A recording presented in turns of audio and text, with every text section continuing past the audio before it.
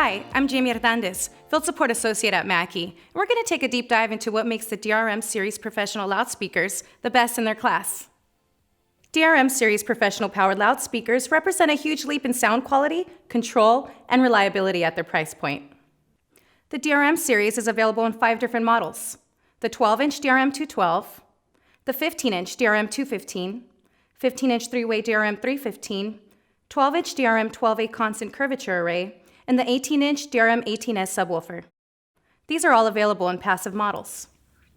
In this video, we're going to learn about the DRM Control Dashboard, the main loudspeaker control interface, which can be found in the rear panel of all DRM Series Professional Powered Loudspeakers.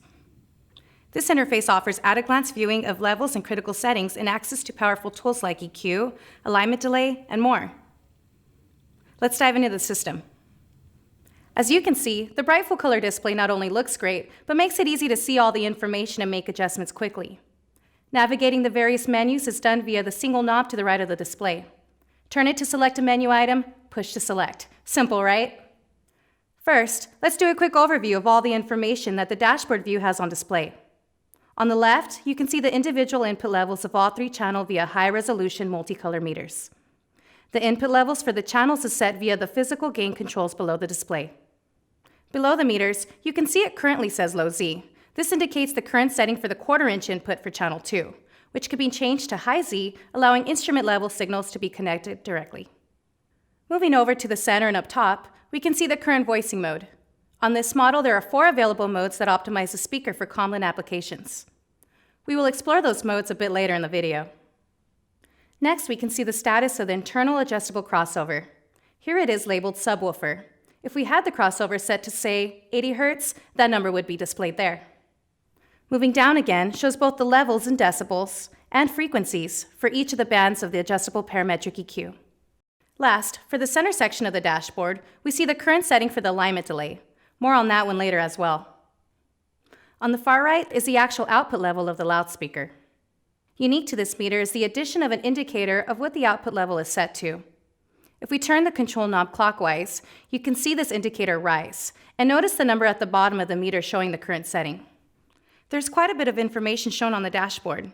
This is not only information that is mission critical for ensuring your system is set up properly, but it is available at a glance without having to navigate any menus. Now let's dig into the main menu and all the adjustments available to us. From the dashboard display, simply push in the control knob. This brings us to the main menu. We've got 6 different choices we can select from. Selecting main brings us back to the dashboard display. Next is mode.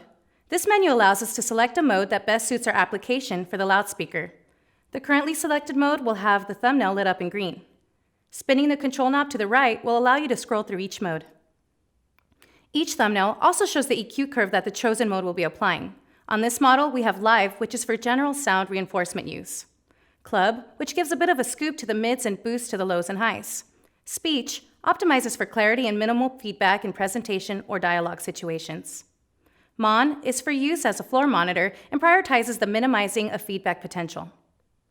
One thing to note before we move on is while spinning the knob to select anything within the interface, it will always stop at either end.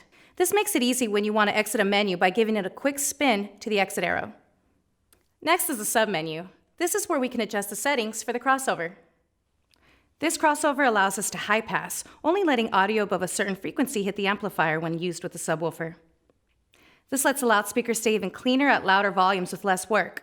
This also only sends the audio below that set frequency out of the mix-out jack, which you then connect to your subwoofer. The choices here are off, which keeps the speaker at full range. DRM sub, which sets it perfectly for use with the DRM 18S subwoofer. And Ver, which allows you to select the frequency yourself. Select it and spin the knob to select the frequency, then push the knob again when done. This can be set to anywhere between 40 Hz and 160 Hz. First on the bottom row is EQ. Selecting that will bring us to a window that displays a real-time analyzer in the top half and all EQ levels and frequencies. Spinning the control knob will cycle through all levels. Continuing to scroll will select the frequency adjustments.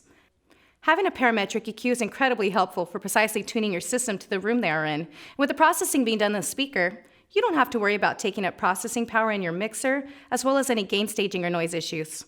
The real-time analyzer can help with identifying problem frequencies to help avoid feedback, frequency buildup, and more. Next up is delay. This setting literally delays the audio from coming out of the speaker and is capable of up to 100 milliseconds of delay. This is often used when the speaker is utilized to fill areas of a venue that are far away from the main stage. By delaying the speaker, you're aligning the output with the sound waves arriving there from the main stage or system by compensating for the time it takes for them to get there.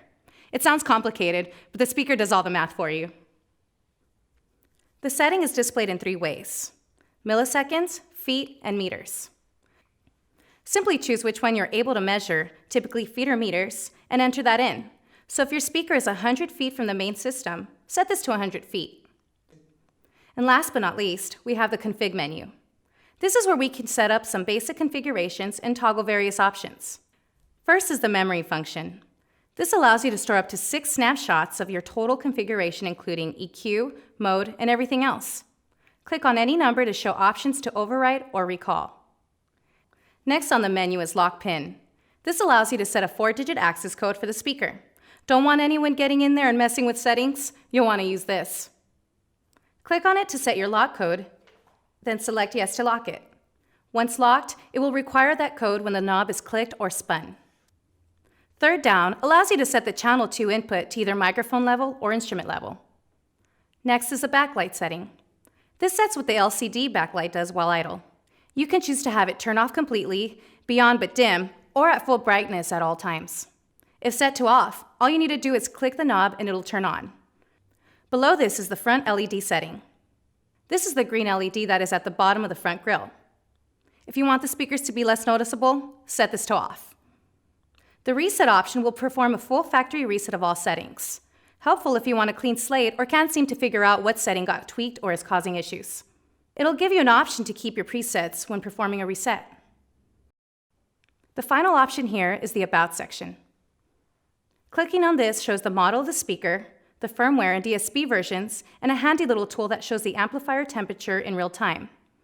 This can be helpful for troubleshooting or monitoring when using the speakers in hot environments or in direct sun. We made it! That is everything the DRM Control Dashboard has to offer. More than incredible sound, the DRM series has a vast array of powerful tools that enhance the sound of your system and make setup easy and efficient. Make sure you check out our other DRM series walkthrough videos to learn more about this revolutionary speaker lineup, and check us out at Mackie.com.